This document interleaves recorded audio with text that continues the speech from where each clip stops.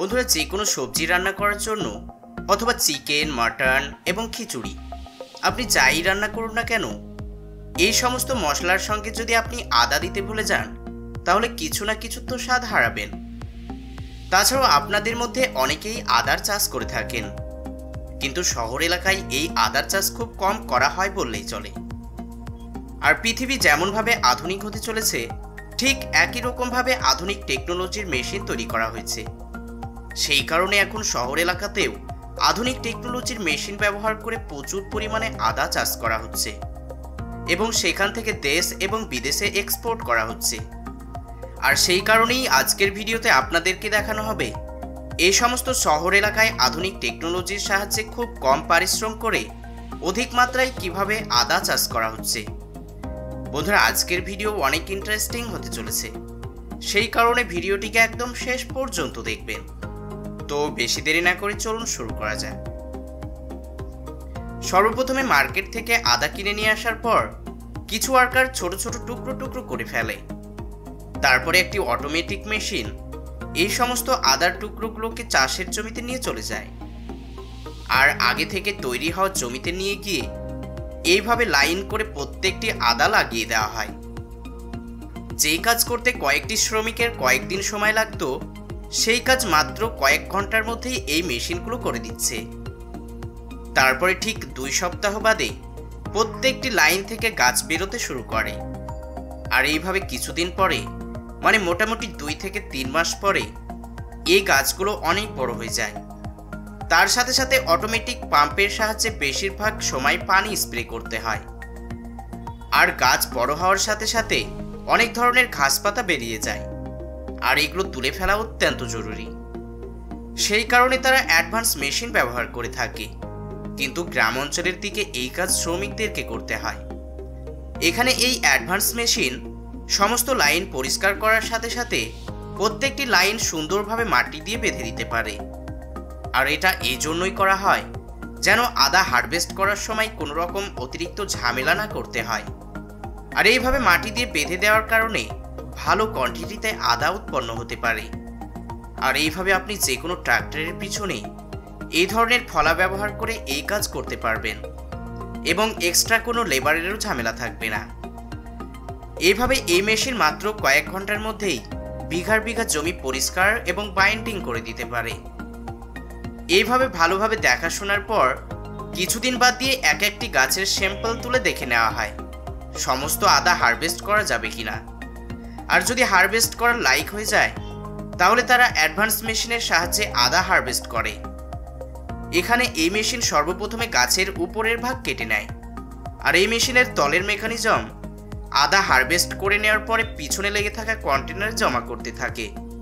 আর যদি ধুলোবালি লেগে থাকে তাহলে সেগুলো এখানেই পরিষ্কার হয়ে যায় এবং সেখান থেকে আরও একটি কন্টেনারে পাঠিয়ে দেওয়া হয়। এখানে এই কন্টেনার লোড হয়ে গেলে সেগুলোকে নিয়ে চলে আসা হয় জিঞ্জার প্রসেসিং প্ল্যান্টে। ফ্যাক্টরিতে নিয়ে আসার পরে সর্বপ্রথমে আদাগুলোকে ভালোভাবে হাই স্পিড পানি দিয়ে পরিষ্কার করে নেওয়া হয়। আপনাদেরকে আগেই বলেছি, কৃষি জমি থেকে একেবারে ফ্যাক্টরি পর্যন্ত প্রত্যেকটি কাজ প্রায় অটোমেটিক হয় বললেই চলে। আদাগুলো পরিষ্কার হওয়ার পরে অটোমেটিক কনভেয়ার বেল্টের সাহায্যে চলে যায় সামনের দিকে, যেখানে অনেকজন ওয়ার্কার হাতের সাহায্যে খারাপ এবং অতিরিক্ত যেই সমস্ত খোসা থাকে সেগুলোকে, তার সাথে সাথে যদি কোনো আদার সঙ্গে জ্বর লেগে থাকে তাহলে সেগুলোকে পরিষ্কার করে ফেলে। আর এই সমস্ত প্রসেস কমপ্লিট হয়ে গেলে সমস্ত আদা ভালোভাবে শুকিয়ে নেওয়া হয়। তারপরে শুকানো কমপ্লিট হয়ে গেলে আবারও কনভেয়ার বেল্টের সাহায্যে সামনের দিকে পাঠানো হয়, কিন্তু এখানে জালিদার কনভেয়ার বেল্ট ব্যবহার করা হয়, কারণ যদি আদার সঙ্গে কোনো রকম কীটপতঙ্গ লেগে থাকে তাহলে সেগুলো পড়ে যাবে। তারপরে যখন আদাগুলো এই মেশিনে এসে পৌঁছায় তো তখন এই মেশিন ঘুরতে ঘুরতে প্রত্যেকটি আদা থেকে উপরের খোসা তুলে ফেলে, কারণ এই সমস্ত আদা থেকে চাটনি তৈরি করা হবে। তারপরে খোসা তোলা কমপ্লিট হয়ে গেলে আবারও ওয়াটার প্রেসারের সাহায্যে ভালোভাবে পরিষ্কার করে নেওয়া হয়, যার ফলে গায়ে লেগে থাকা খোসা একেবারে ক্লিন হয়ে যায়। তারপরে এই সমস্ত প্রসেস কমপ্লিট হয়ে গেলে কনভেয়ার বেল্টের সাহায্যে পাঠিয়ে দেওয়া হয় পেস্ট মেকিং সেকশনে।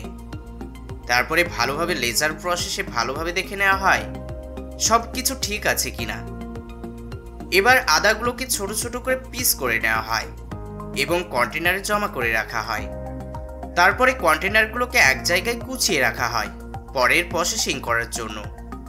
এবার আদাগুলোকে বয়লার মেশিনে দিয়ে ভালোভাবে নেসেসারি উপাদান মিশিয়ে অনেকক্ষণ পর্যন্ত বয়েল করে নেওয়া হয়। আর এইভাবে মিষ্টি আদার চাটনি তৈরি করা হয়। তারপরে অটোমেটিক প্যাকিং মেশিনের সাহায্যে নির্দিষ্ট কোয়ান্টিটিতে ফটাফট প্যাক করে দেওয়া হয়। আর এইভাবেই ছোট ছোট প্যাকেটে এবং বোতলে লোড করা হয়। সবশেষে এগুলোকে মার্কেটে বিক্রি করার জন্য পাঠিয়ে দেওয়া হয়। তাছাড়াও আপনারা যে কোনো গ্রোসারির দোকানে আদা এবং রসুনের পেস্টের ছোট ছোট প্যাকেট কিনতে পান, আর সেগুলোর প্রসেসও আজকের ভিডিওতে দেখানো হবে। এখানে সর্বপ্রথমে আদা পরিষ্কার করে নেওয়ার পর এর সাথে রসুন মিশিয়ে নেওয়া হয়। তারপরে এই মেশিন স্টার্ট করার সঙ্গে সঙ্গে আদা এবং রসুনের পেস্ট তৈরি করে দেয়। এই প্রসেস একেবারে সিম্পল। আপনাকে শুধুমাত্র দুটি মেশিন কিনতে হবে, তাহলে আপনি আপনার বাড়িতে বসেই সুন্দর ব্যবসা করতে পারবেন। এইভাবে পেস্ট তৈরি হয়ে যাওয়ার পরে অটোমেটিক প্যাকিং মেশিনের উপরে পেস্টগুলোকে ঢেলে দেওয়া হয়। তারপরে এই মেশিন ছোট ছোট প্যাকেটগুলোকে সুন্দরভাবে প্যাক করে দেয় এবং এইভাবে চেন চেন হয়ে বাইরে বেরিয়ে আসে। আর এইভাবে আদা এবং রসুনের পেস্ট তৈরি হয়ে মার্কেটে চলে আসে। এর জন্য কোনো রকম অ্যাডভান্স ফ্যাক্টরির কোনো প্রয়োজন নেই। তো বন্ধুরা, এই সমস্ত প্রসেস দেখে কেমন লেগেছে অবশ্যই নিচে কমেন্ট করে জানাবেন, এবং ভিডিও যদি ভালো লাগে তাহলে ভিডিওতে একটা লাইক অবশ্যই করবেন। তার সাথে সাথে আমাদের চ্যানেলের আরও ভিডিওগুলিকে দেখার জন্য চ্যানেলটিকে সাবস্ক্রাইব করতে ভুলবেন না। আবারও দেখা হবে নতুন কোনো ভিডিওর সাথে। ততক্ষণ পর্যন্ত ভালো থাকুন, সুস্থ থাকুন।